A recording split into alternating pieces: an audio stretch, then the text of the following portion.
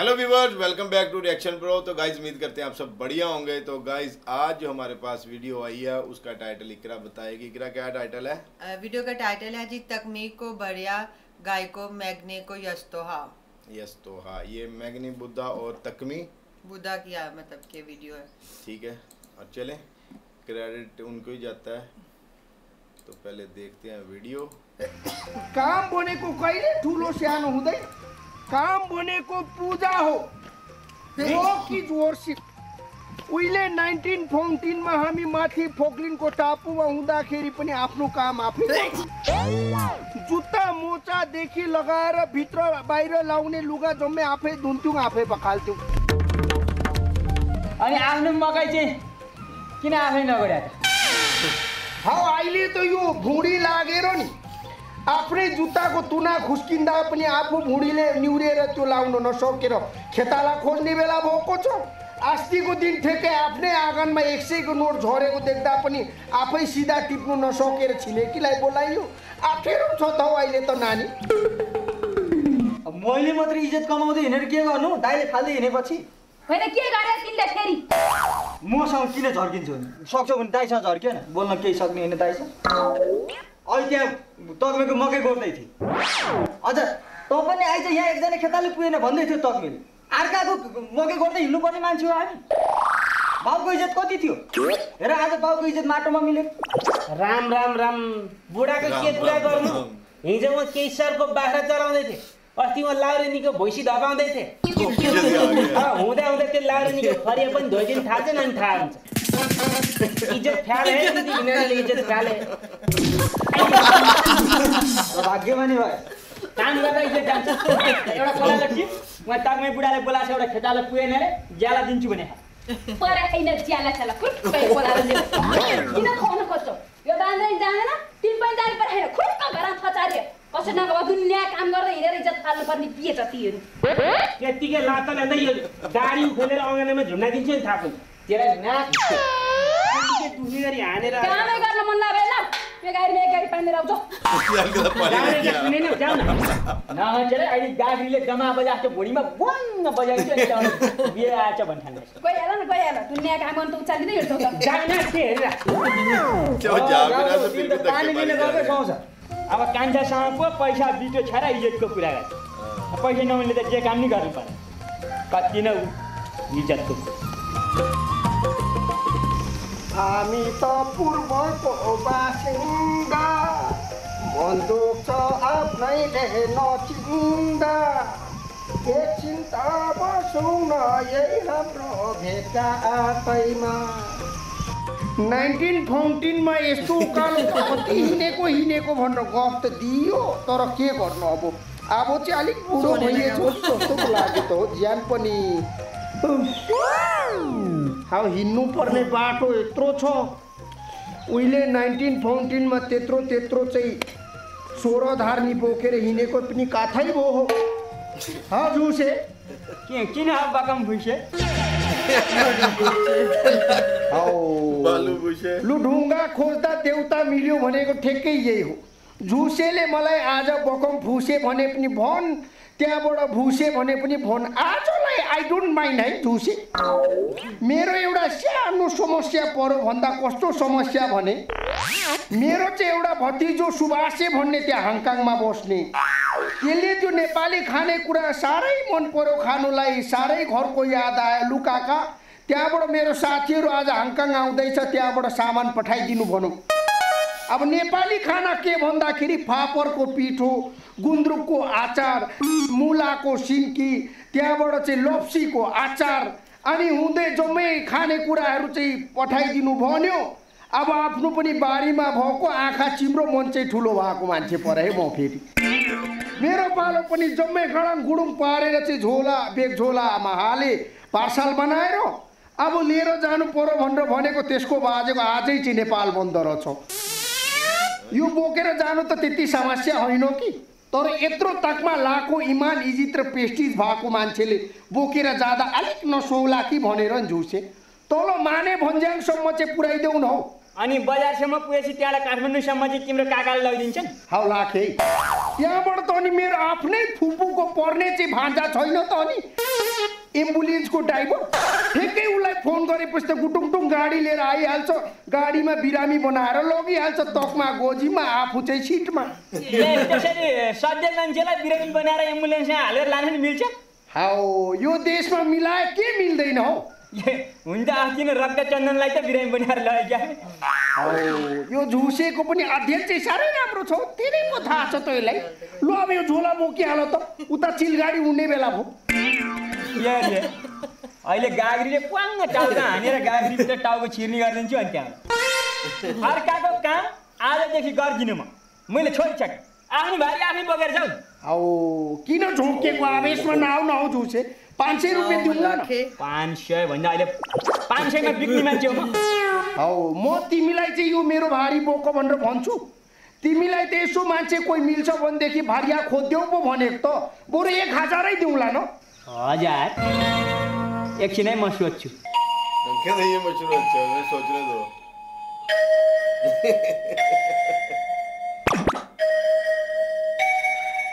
कसै नभए दुनियाँ काम गरेर हिँडेर इज्जत फाल्नुपर्ने के छ त्यो कामै गर्न मन लाग्दैन एकाइ पाइने राख्छ जाऊ रे क्या सुने नि जाऊ न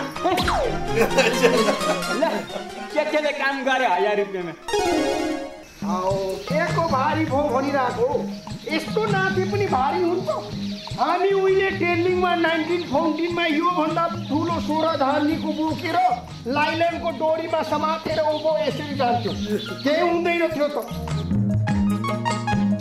अहिले बुढा कोएर किन मिलाएछ नि क्या हो यतिखेर सन बुढा पानी लिएर किन आएनन् भने त रित्त गाडी यहाँ डोबाटा राखेर कहाँ चाहिँ मर्यो होला नि त भगवान् अब घाँस काट्न पनि जानु छ पानी लिन जाउँ कि घाँस काट्न जाउँ म झुसे झुसे गयो कि झुसे उठौँ न अब लुजौँ छिटो चिलगाडी उड्ने बेला भइसक्यो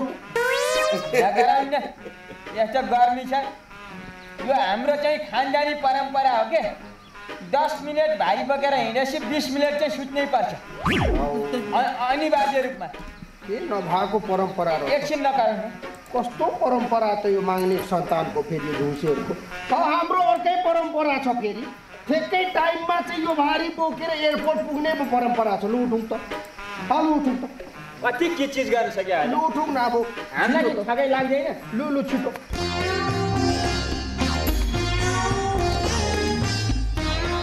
अलिक छिटो आउनु के कछुवाको चालमा हिँडेको झुसे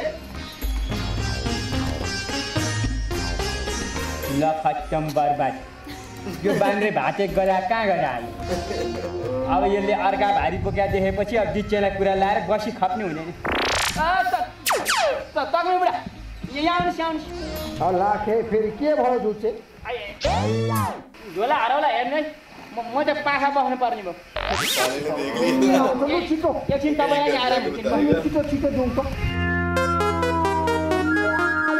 कोही मान्छेले एक्लै हिँडेको भनेर सोध्यो भने एक्लै भन्नु है ल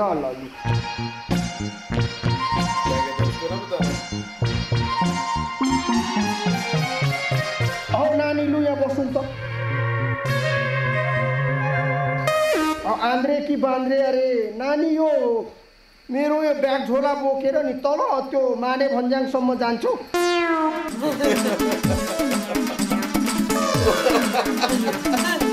आधा सब उससे करा लिया आधा उससे करवा लिया छिटो आउनु हतार भइसक्यो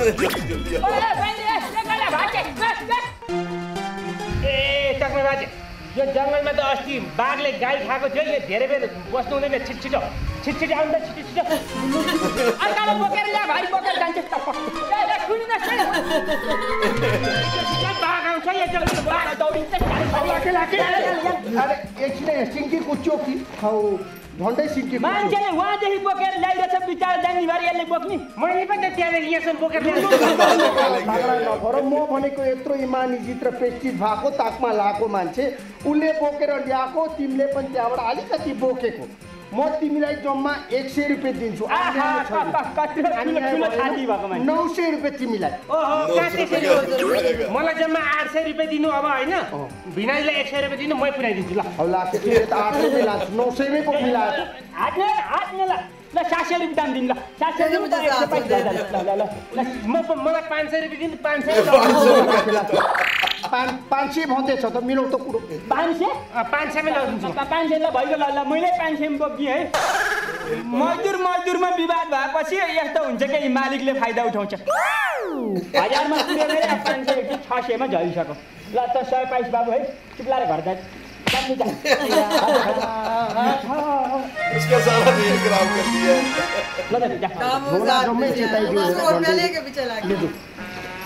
बिस्तारै अगाडि 250 मा लगिदिन्छु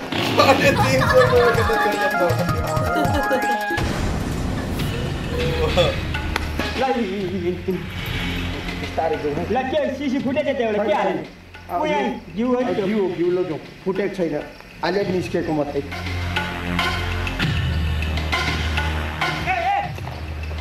150 मा म लगिदिन्छु है 300 में कैसे कर देता हूँ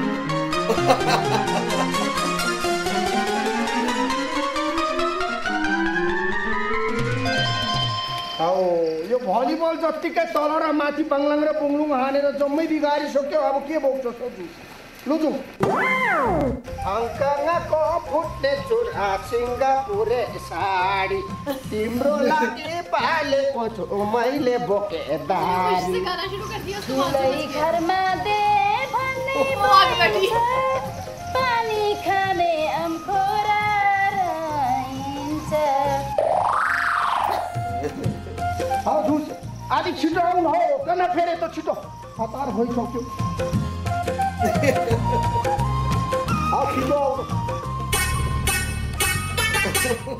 ए मुया किन म तक्मै बुढा झोला बोकेर त्यहाँ बजारसम्म जानु पर्ने भयो घर राम्रोसँग हेर्नु है के रे तिमीलाई मैले अर्काको घरमा काम गरेर इज्जत नफाल इज्जत जानी काम नगर भने हो किन हो सुनेको थिएँ मैले पनि सुनेको थिएँ तिमीले भनेको तिमीलाई बुढा ए बुढा तिमी के हो दिदीले भनेको कुरा नमान्ने तिमीलाई यो डोकोमा यहाँ भर्दिउँ आधी डोको पनि हुँदैनौ त हेर्नु पर्दैन लाखे आफ्नै खुदैको निज श्रीमतीले भन्दा पनि नटेरिकन मेरो झोला बोक्न आएको हौ यो चाहिँ भएन है साह्रै सोझो स्वास्नी पो पाएको रहेछ त हेर त सोझो हो कि बाङ्गो हो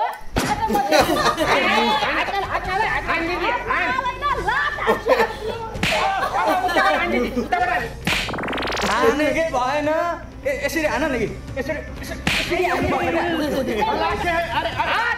आफ्नै बुढालाई कुचेर हुन्छ सजिलोबाट थापा भने के हुन्छ त्यसरी पनि खासो मजा आयो जस्तो लाग्छ यसरी हान त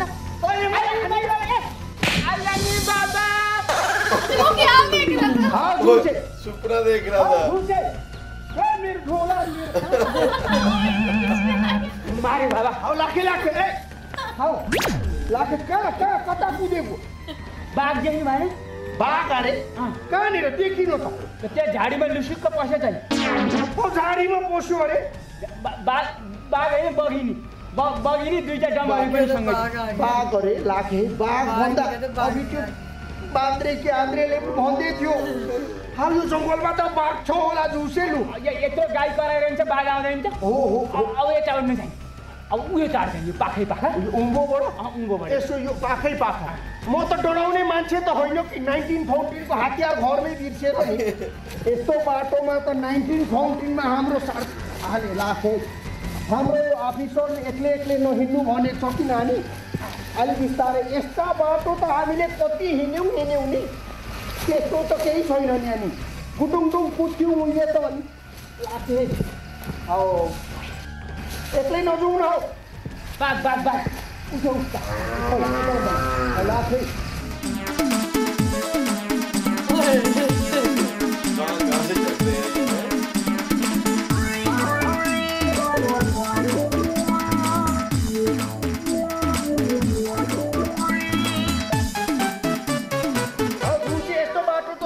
साह्रै गाह्रो छौ अर्को बाटो जाउँ हौ आमा हौ होइन 1914 मा जागिर खाएको भने पल्टनमा कसरी खाएको बारे हौ जागिर त पल्टनमा उहिले पो खाएको त बिहान खाएकोले बेलुकासम्म पुग्छ फटाफटी हिँड्न पर्छ हिँडेपछि हिँड्नु झुसे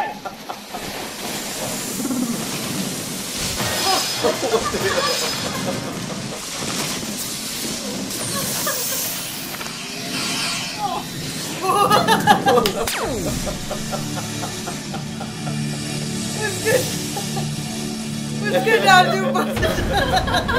हाँ झुसे अब जेललाई सोचेछ त्यो मेरो झोलामा भएको गुन्द्रुक सिन्कीलाई कस्तो छ कोनी लु त्यो बोकेर माथि आउँछ छिटो मेरो डाल दे उधर से जा गिर के उसी के सामने आ। तो कमाल है यार। आखिर इनकी बेस्ट कॉमेडी होती है। अच्छा कहते हैं ना उधर से भाग ना उधर से नहीं जाना। इतना दुश्वार रास्ता पे चढ़ा भी लेकिन बना भी कुछ ना बेचारा। कहते हैं आसमान से गिरा खजूर में अटका।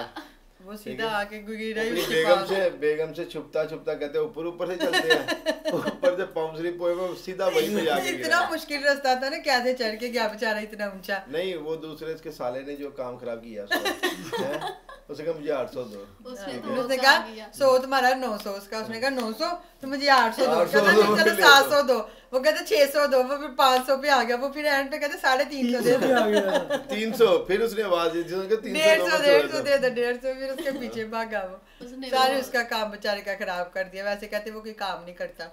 हाँ अच्छा देख लो उसकी बेगम ने कहा था सारा दिन तुम घर ही रहते हो ठीक है वो काम करो कोई पैसे कमा के लाओ। उसने कहा चलो यार अब पैसे भी कमाते हैं घर में जो अपना बेइज्जती करवानी है उससे अच्छा है कि काम कर लो। चलो 1000 रुपया आएगा ही ना 1000 रुपया तो आया नहीं तो उसकी कलाबाजियां लग गई हैं फिर बेगम के सामने गया कि उतरते ही ऐसे आई है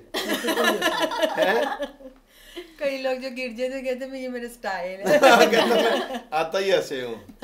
तो जी गाइस कैसी लगी आपको कॉमेडी कमेंट्स करके जरूर बताइएगा। वीडियो को लाइक एंड शेयर लाजमी कीजिएगा। मिलते हैं नेक्स्ट वीडियो में। अपना ख्याल रखिए।